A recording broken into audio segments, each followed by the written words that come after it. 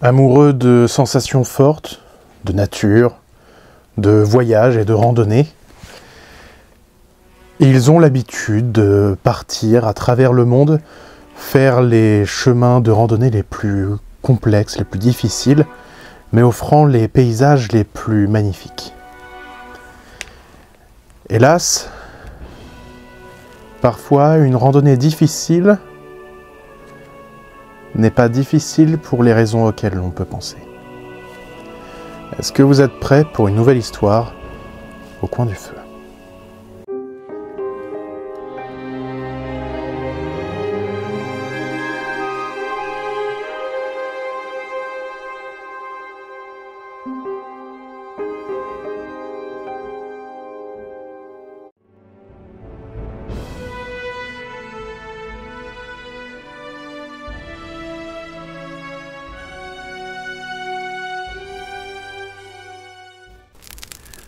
Cela faisait plusieurs mois qu'ils se préparaient tous les 5 à faire cette randonnée dans les montagnes. Une randonnée réputée difficile, longue et éprouvante. Mais ils faisaient de la randonnée ensemble depuis 15 ans. Ils avaient fait des volcans éteints, des volcans en activité, des forêts tropicales. Ils avaient traversé le monde pour découvrir ses secrets les plus difficiles à atteindre. Il n'y avait qu'ainsi qu'ils se sentaient en vie. 5 aventuriers. Rob, Agathe, Louis, Célène et Tim. Ils s'étaient rencontrés un peu par hasard. Rob et Agathe commençaient à sortir ensemble, cela faisait 2 mois environ, quand, en allant dans un bar, ils firent connaissance avec Tim. Une amitié profonde se créa, et il les embarqua en vacances avec lui en Suède pour une randonnée en forêt. En arrivant au campement, à la fin de la randonnée, ils tombèrent sur Célène, à l'époque avec un autre homme. Ils étaient les seules autres personnes dans le campement, et c'étaient des Français eux aussi. La surprise se transforma en amitié avec Célène. Après quelque temps dans leur amitié, Agathe eut une discussion avec elle qui mena à la séparation avec son compagnon de l'époque, qui devenait de plus en plus problématique. Finalement, Rob présenta au groupe un nouveau collègue qui faisait de l'escalade. De l'escalade, il passa à la randonnée, et de nouveaux collègues, il devint le compagnon de Célène, avec qui le coup de foudre avait été évident pour tous les membres du groupe. 10 ans plus tard, ils se retrouvaient tous ensemble, prêts à faire une des randonnées les plus difficiles d'Europe, perdus dans un récif montagneux dans les contrées germaniques. Ils s'étaient organisés comme ils en avaient l'habitude. Tout le monde avait ses réserves au cas où l'un d'entre eux se perd. Ils avaient tous une balise GPS, tout ce qui était faisable en préparation, ils le faisaient. La sécurité dans ce genre de projet n'est pas une blague. Après les dernières vérifications de matériel, le groupe s'engagea sur le chemin de randonnée.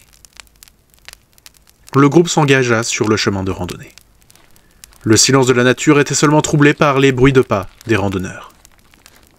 Le vent berçait lentement les branches d'arbres alors que rapidement, le chemin devenait chaotique et les premiers ravins se rapprochaient du chemin. Mais le groupe restait serein.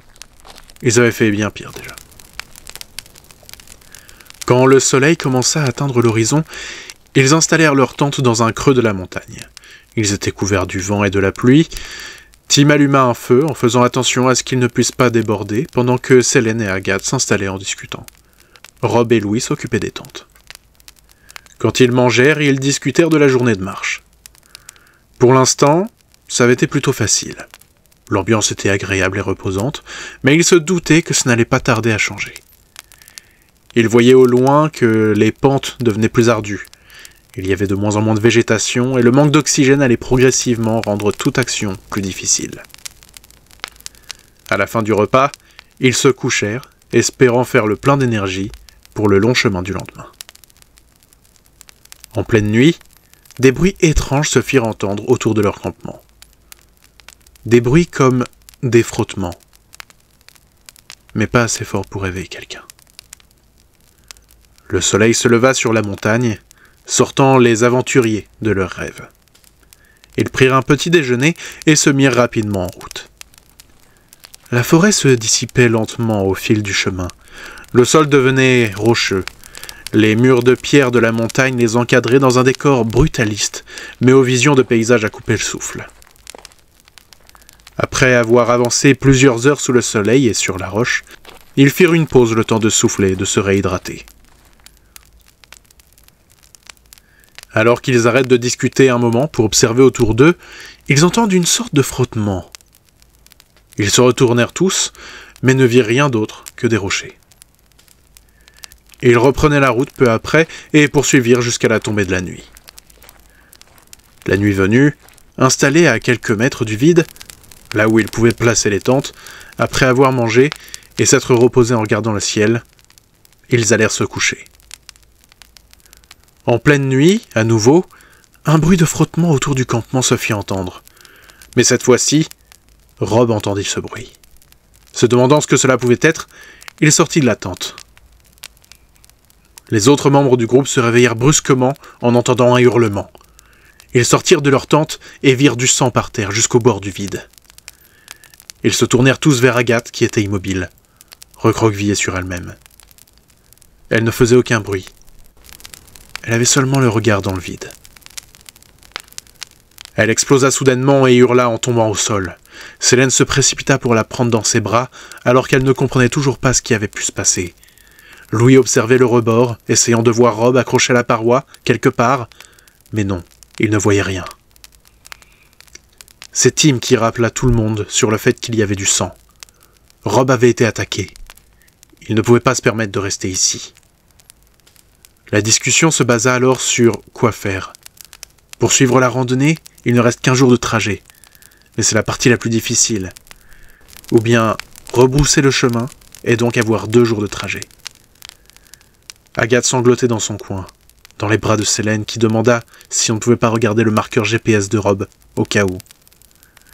Hélas, le marqueur était dans son sac, qui était encore dans le campement. Tim essayait d'appeler les secours, mais il n'y avait plus aucun réseau. Il s'y attendait. Un bruit de frottement attira son attention.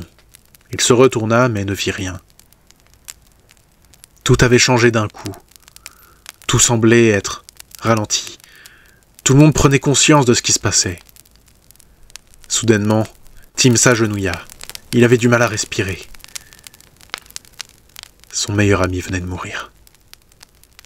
Il releva la tête. Louis le regardait, des larmes coulant sur ses joues. Ils se prirent dans les bras. Selene hurla soudainement. Ils se retournèrent et virent un rocher.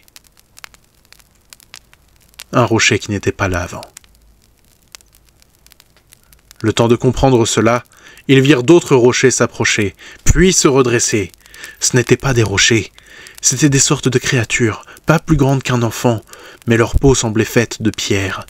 Ils bondirent sur Tim et Louis, les mordant, arrachant des lambeaux de chair, le sang giclant sur leur peau impénétrable. Selene attrapa Agathe et l'aida à se relever. Elle la tira pour partir en courant. Il fallait refaire la route en sens inverse. Elle courait le plus vite qu'elle pouvait. Selene vit alors une masse bondir à côté d'elle et Agathe disparut dans le vide. Selene ne ralentit pas. Elle continua de courir sans réfléchir, sans se stopper. Son instinct de survie avait pris les commandes. Il n'y avait plus qu'un animal essayant de survivre. Elle ne s'arrêta pas avant d'atteindre la voiture dans laquelle elle s'enferma. Elle observa autour d'elle. Il n'y avait pas de rocher. Elle était seule. Elle était totalement seule. Dans un silence complet. Elle avait des flashs de Louis se faisant dévorer. Elle entendait l'écho des hurlements de ses amis. Dans le silence de la nature, seule dans sa voiture, Selene hurlait. Elle pleurait avant de s'effondrer. Les pays germaniques nous ont apporté beaucoup de folklore. Ils ont apporté beaucoup de choses qui ont marqué notre imaginaire collectif. Mais je pense que ces enfants de la pierre, j'ai pas envie de les revoir de sitôt. Et surtout, pas pendant mes prochaines vacances. J'espère que cette histoire vous aura plu. N'hésitez pas à me dire en commentaire ce que vous en avez pensé, si si ça vous a intéressé, si ça vous a surpris. Qu'est-ce que ça peut être, ces enfants de la pierre, à votre avis? Et n'hésitez pas à me dire, du coup, en commentaire, oui, ce que vous en avez, vos idées, vos théories. Ça m'intéresse toujours de lire vos commentaires, ça me plaît toujours de lire vos commentaires. Et voilà, n'hésitez pas à vous abonner, à partager la vidéo, ça m'aide vraiment beaucoup. Et moi, je vous dis à bientôt pour une nouvelle histoire au coin du feu.